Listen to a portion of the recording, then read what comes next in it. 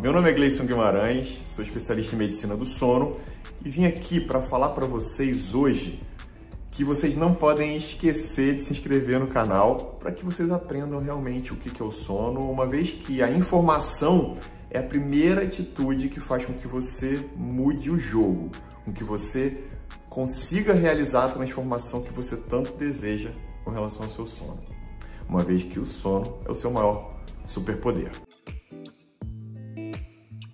Na verdade, o que a gente reconhece é que o sono tem grandes funções vitais. E uma delas é indiscutivelmente a manutenção e a promoção da nossa saúde mental. Mas como é que o sono faz isso? O sono, durante o processo ativo do sono, a gente tem a liberação de inúmeras substâncias. E elas têm uma interface direta com o nosso sistema neuroendócrino.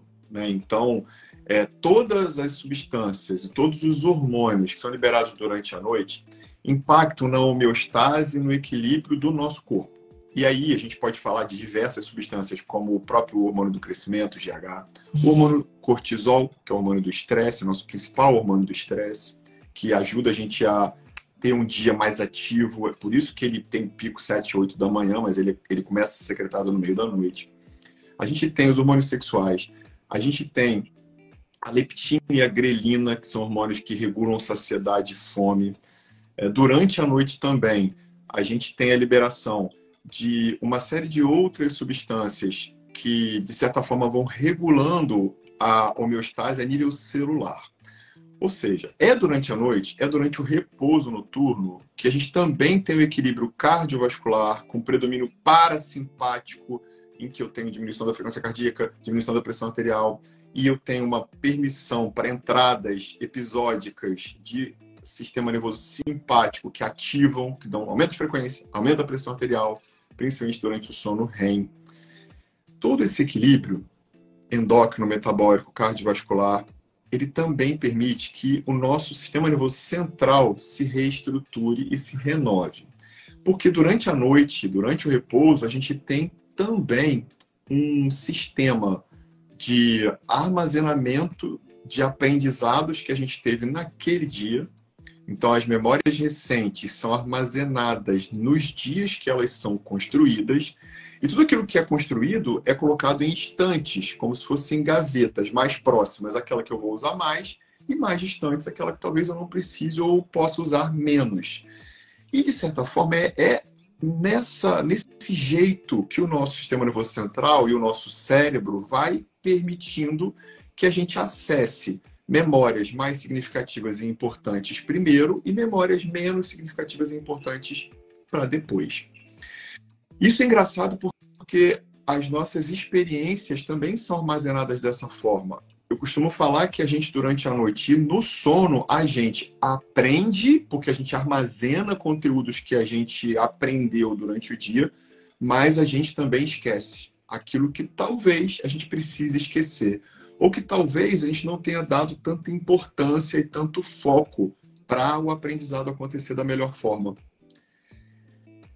É dessa forma e também ajustando emoções, ajustando lembranças, ajustando algumas percepções e alinhando tudo isso, que durante a noite a gente vai dormir angustiado, preocupado, agoniado e acorda muito melhor. Por quê? Porque tem esse rearranjo. Então, o rearranjo emocional, ele acontece muito durante a noite. E aí, a nível celular, sabe? Eu costumo dizer que a gente tem que olhar para cada célula, para a mitocôndria, para o ribossomo, para o núcleo, para o nucleolo de cada célula, para aquela usina celular, para aquela máquina celular. Porque isso acontece em todas as células do nosso corpo, todas. E isso impacta demais, porque se eu não tenho um sono reparador, eu não tenho a liberação dessas substâncias todas. Por exemplo, nas pessoas que têm ronco e apneia, um exemplo forte, em que não secretam o antidiurético à noite, o hormônio antidiurético, o ADH.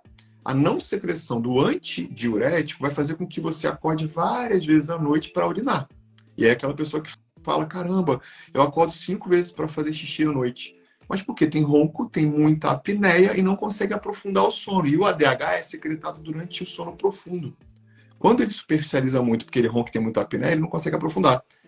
Qual vai ser a queixa dessa pessoa? Cansaço, desânimo, irritabilidade, mau humor, mais ansiedade, maior risco de depressão. Aí a gente está falando de quê? De questões de vida, de cansaço, sonolência excessiva, diurna, mais risco de acidente, mas a gente também está falando de questões que são importantes para as relações humanas. Ou seja, se eu estiver muito irritado, se eu não durmo uma noite, se eu durmo mal, 4, 5 horas, assim, Michele já sabe se não dormiu bem.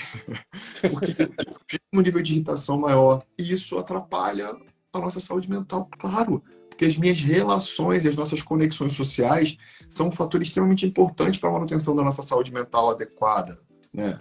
A melhor saúde mental. Então, é tanta coisa envolvida que é difícil resumir tudo numa frase.